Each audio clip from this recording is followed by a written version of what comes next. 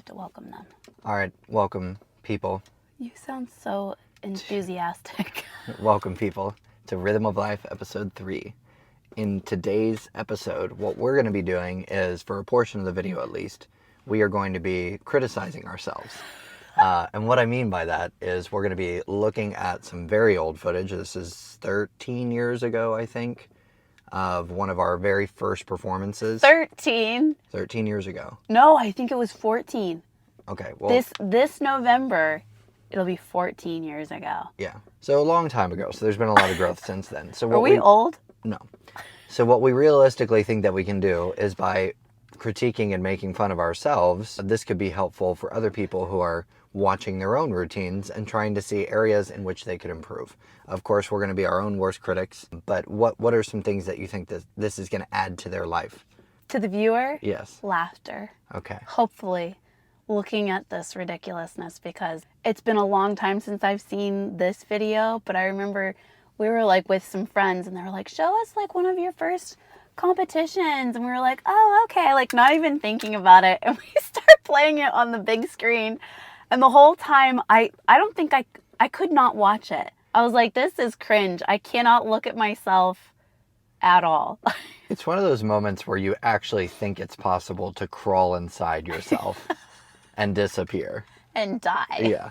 So I'm going to come at it from the informational perspective. And I like how official you sound. Like, Brandon's not the serious one. I am. So, like, when the camera comes on, like, I get goofy and Brandon gets serious. So you're going to come at it from the entertainment emotional side. Got it. Okay. You ready to start watching? I don't know. All right. Let's do it. I'm nervous. All right. You ready? No. Pro Theater Arts, Ohio Star Ball, 2010, Brandon and Chelsea. Here we go. Wow, we're just out there, huh? What's happening?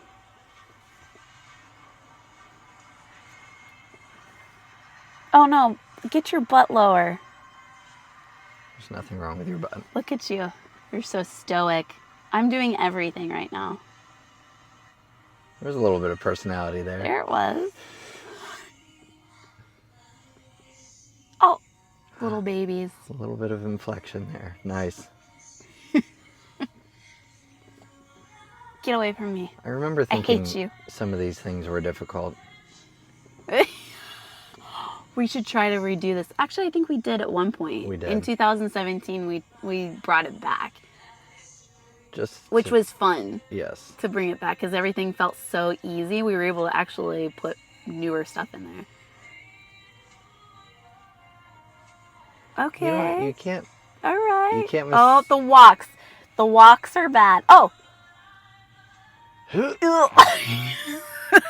We had very poor timing on that. My legs. Oh. Can we pause it real quick? Sure. Okay, firstly, that single rap, and then where you came out, it was effective. Like, people loved a single rap with a 3-step turn. It was effective. Yeah, and then we went to, you walked away and you were making fun of your walks. Oh, no. It's like, are the legs bent? Are they straight? I don't know. No one knows. It wasn't that bad. But then when you came back and we went to go do that helicopter move, like... that was so bad. It looked so labored, and it felt like watching it. It made me feel like it's difficult. But I think it's because I came in and you got low, and I did the thing that I always tell people not to do. I tell the flyers, do not go low. He goes low, you go high. Get over top of him, and then he can just stand up and shoot you into the air. We were playing limbo just now. But also, I think it can't be maybe seen here in the video, but you lacked a significant amount of upper body strength at that point. I had 0 upper body strength. Correct. So, like, typically the reason that movement would even work is because you'd lock out your arms, and because I got low and you stayed high like you should, we would be able to send that off of the floor, and you'd stay right above me. But came in and I was like... Yeah. Came in like a little gremlin. I was like a gremlin. Yeah. A blue gremlin. What are those, Smurfs? Is it a Smurf that's like blue? Those little elf characters or something? Yeah. I'm going to put a little sticker on little Smurf on the screen. Chelsea Smurf. Yeah, that's why we weren't able to do that move well, is because you were a little weaky and our technique was bad, and so was our timing. That was really bad. Yeah, it wasn't too bad. All right, we'll go back a little bit. Oh, did you see my shoulders? They were like up in my ears. I was like, oh, carry me, Brandon. Oh. And I'm seeing all the timing mistakes again. Oh, where's the front? I like that exit. Yeah. And we thought that, oh, that was really bad. That was a slog too. I get no awareness of where the front of the room is. I'm just finding it somehow through the... Look, I like your slow step, your slow, like, non-deliberate step. Here we go. Be impressed, people. Ah! I saved it. Okay. Thank God she's singing so loud. And people are like, are they going to survive? And then here I'm like, I'm going to show you what I'm made of. Oh, that didn't get high at all. Again, serious. We're just still babies. We're lacking strength. We're lacking a lot of things. First of all, what is the floor craft here? Where's front? We are performing to side right now. Oh, I found front. I found diagonal. Diagonal again. Front. We don't know why we're here. We started so far back. And we ended up right in the judges' laps. Like, on the judges. I toss you aside like a side of bacon. A lot of the judges, not all of them, a lot of them are looking down at their paper. Yeah. Because they just don't want to see anymore. I'm just going to take some notes here. Let go, Chelsea. Oh. People are like, oh, it doesn't look dangerous. It's over. Aww. First steps on... Oh, some mercy claps. Thank you. Thank you, kind audience. Oh my gosh. Yes, it does require courage to get out there, doesn't it?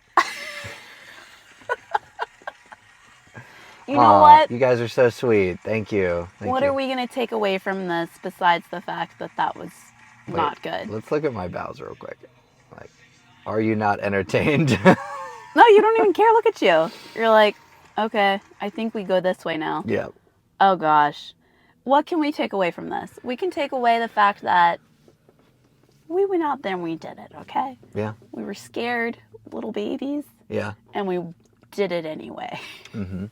Well, I remember specifically in my mind, in America, I thought Ohio Star Ball is the peak of performance.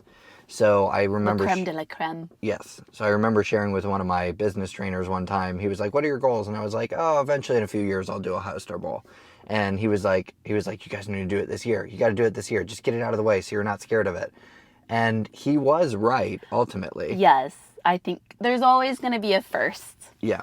There's always going to be a first. And with anything, the first ones, if you don't fail, you're not going to learn what works or doesn't work. So if you don't put yourself out there and you're not willing to, expose the stuff that needs work, there's not going to be a chance for people to come in and be like, okay, this is what needs work. You need floor craft. You need to understand where your front is and how to do that. Our coaches were able to watch our videos and say, when you're walking out onto the floor, that's part of the performance. You can't just walk out there. Like, I was literally like just walking. I'm like, do. Hi, I'm here. All right, let's go. Set. Despite feeling like that is a little bit embarrassing, we did not really have much of any dance training. Right. Yeah. We had very little dance training. I think at that point we had seen Victor and Hannah twice. Mm-hmm. Twice meaning like twice over the course of 2 years? Yeah. So once a year we got to see our coaches. Right. And in between we were just kind of teaching ourselves and kind of just trying to come up with stuff we're like, does it look good to you? Okay, it looks good. And we didn't have cameras or anything like that to like video and be like, okay, no, that looks really bad. We should probably flip this around or change it. And the studio that we were in was a nightmare to practice in. Yeah. First of all, the floor was like concrete. It was so hard. Yes. So we learned all of our new lifts on that floor. We may as well have been on the asphalt. There was pillars throughout the studio, and there was also these big globes that hung down the old lighting fixtures.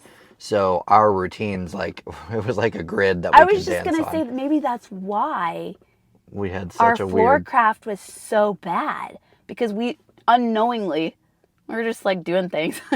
we didn't realize we were kind of like going in the studio pattern in order to like escape the, we were just babies. We didn't know anything at that time. So my takeaway from watching that is when you go back and you look at like some of your earlier performances, some of the worst moments during rehearsal that we've had over the years where I've butted heads with this girl has been over these small details that I loathe and that she insists upon. But when you go back and you watch old material and you don't have that precision of where is front, am I finishing my turns before I finish towards the final destination? How am I walking out on the floor? How am I exiting the floor?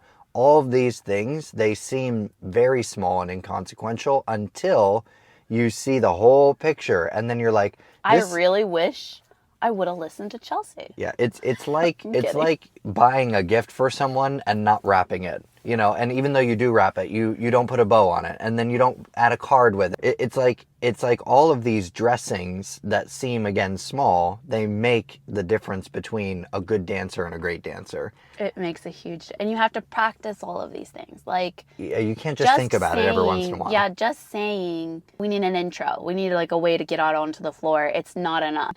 Like rehearsals, sometimes like if we like run a routine, at the end of it, I'll be like, okay, let's take like 15, 20 minutes and just practice walking onto the floor. And I think that Victor and Hannah made that, like that is one of like the biggest things that like we would spend 30 minutes on a coaching with them and just talking about connection. Yeah, I was just going to say the same thing. It's the precision, the attention to detail, and then the intentionality. So if you ever want to emulate the people that you admire and you walk away from a performance with your breath taken away and you're still thinking about it and you can hear the music in your head and, you know, they took you to a place, so to speak, it's because they paid attention to every single detail and everything had an intention. And again, your coaches can tell you until the cows come home, but until you adopt it and you start, in my case, making myself do it, then it's not going to appear in your dancing. You can talk about it, but until you rehearse walking out onto the stupid floor, you know, with intention, or practicing your bows when you're in an empty ballroom and there's no one there, it feels kind of weird. You know, I'm practicing my bows, there's no one here, but you have to do it. You have to do it. It's part of it. You have to care about it, because I think if you're just doing it for show, you can totally tell. There are people out there where you're like, just get off the floor already, or just get started already. And it's because their intentions are not right. Their intentions are for other reasons, and you have no idea how quick people can catch on to that. So when we do it, it's not a sense of like, we have to look perfect and we have to look like we own the floor. It's never like that from a place of that. It's always like, which is another thing Victor and Hannah always instilled in us, which I think we've always felt this way too, is when we go out onto the floor, of course we want to do well, of course we want to place well and everything like that, but we're past that now in a sense of, I want to leave everything that I have on the floor, and I want them to see God's gift in me, and I want to leave people feeling something. I want to take them somewhere, and I want to leave them with something, and then when I go to bow, I'm going to thank them for allowing me to be here. There's a fine line, and like you said, people can pick up on it easy. There's a fine line between doing things in the service of the audience and self-service. Yes. You know, and like you said, people can pick up on it. If you're out there for your own glory, it's going to turn people off. It turns me off. Yeah. But if you're out there because you love the craft and you want to, again, you want to offer something to people visually and have them experience feelings and emotions, then it's a service to them. And really what you're doing is to basically offer them the best service possible as far as being an entertainer and a performer.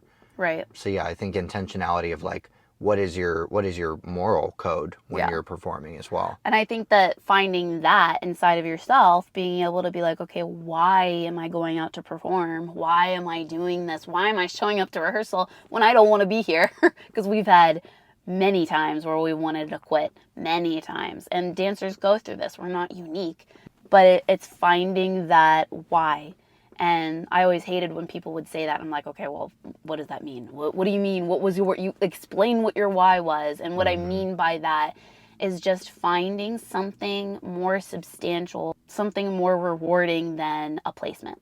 People are going to forget about you. They are not going to remember you. If you won last year, they're not going to remember. Especially, don't change your hair color, which is what I've done. People don't even recognize me. They have no clue who I am, which is actually kind of nice because then you just go in with a clean slate. There's always going to be someone else. There's always going to be a new shiny thing. There's always going to be someone who does a better trick than you or a better dance move or whatever it is.